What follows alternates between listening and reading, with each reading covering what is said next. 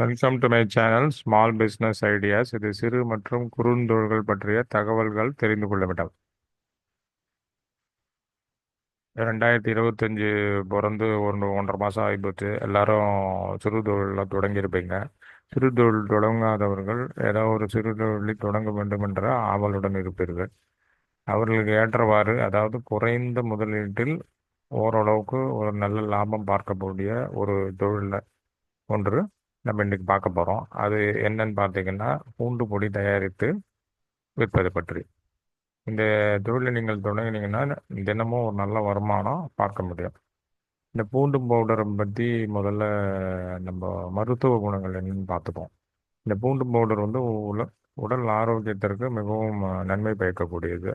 இந்த பூண்டு என்ன அப்படின்னு கேட்டிங்கன்னா, நோய் எதிர்ப்பு சக்தியை அதிகரிக்க உதவுகிறது. சளி, காய்ச்சல் போன்றவைகள் நமக்கு நமக்கு வராது.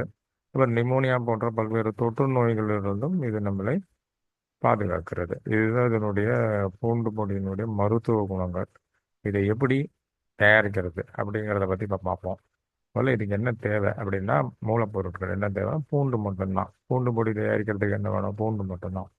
ஸோ பூண்டு வந்து மொத்தமாக ஒரு இடத்துல வாங்கிக்கிறோம். மொத்தமாக கிடைக்கும் கடைகளில், ஹோல்சேல் கடைகளில் தான் நம்ம வாங்கணும்.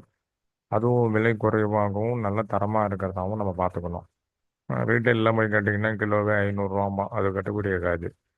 ஹோல்சேல் கடைக்கு போனீங்கன்னா 100லேருந்து 200, 250 அது மாதிரிலாம் தரமான பூண்டுகளே கிடைக்கும். இடம்னு பார்த்தீங்கன்னா 10க்கு 10 இருந்தாலே போதும். வீட்டில் ஒரு பகுதியை நீங்கள் ஒதுக்கிக்கலாம். பூண்டு கடைகளிலிருந்து வாங்கக்கூடிய அந்த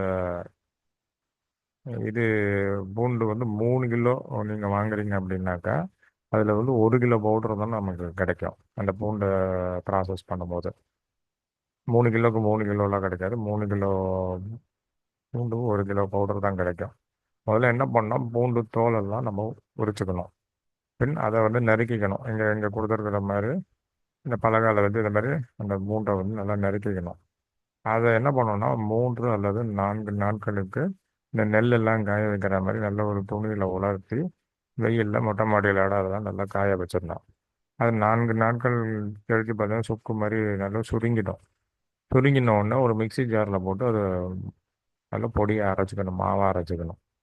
அதன் பிறகு என்ன பண்ணணும்னா நம்ம வந்து பேக்கெட் போடணும். இதில் இன்னொரு மெத்தடும் இருக்குது. அது என்னென்னா டீஹைட்ரேட் மூலமாக இதை நாம் உலர்த்துவது.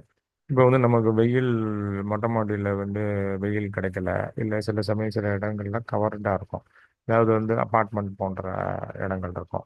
அந்த மாதிரி இடங்கள்ல வந்து உலர்த்துவது என்பது கொஞ்சம் கஷ்டம். இப்போ டீஹைட்ரேட்டர் அப்படின்னா இந்த ஈரப்பதத்தை உறிஞ்சும் ஒரு இயந்திரம் அது. இந்த டீஹைட்ரேட்டரை வாங்கி அதில் இந்த பூண்டு அந்த ஸ்லாட்ஸ்லாம் இருக்குது பார்த்தீங்கன்னா, அதில் நம்ம அடுக்கி வச்சுட்டு ஒரு 120, 130 டிகிரியோ என்னமோ அது சென்டிகிரேட் ஃபாரன்ஹீட் இருக்குது.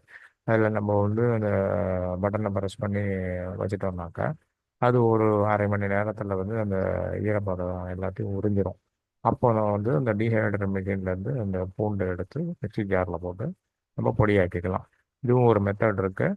அது பணம் கொடுத்து டீஹைட்ரேட்டை வாங்க முடியுமோ வாங்கலாம். அப்புறம் வந்து பவுடர் தயாரித்தாச்சுன்னா அதை கண்கவர் வண்ணங்களில் பேக் பண்ணணும். அது எப்படிங்கிறது இந்த கீழே நான் டிஸ்பிளேயில் 3-4 படம் காமிச்சிருக்கேன். ஒன்று இந்த மாதிரி பாலித்தீன் பேக்கெட், ஒன்று இந்த மாதிரி ஜாரு, இல்லைன்னா இந்த மாதிரி கண்ணாடி பாட்டில் அல்லது ஷிப்பட் ஜார் மாதிரியான இதில் வந்து நம்ம பேக் பண்ணிக்கலாம். அரை கிலோ, 1/4 கிலோ, 1 கிலோ போன்றவை. 1 கிலோ பூண்டு பவுடர் ஆன்லைனில் பார்த்தீங்கன்னா 1000 ரூபாய் வரைக்கும் விற்பனை பண்ணுறாங்க.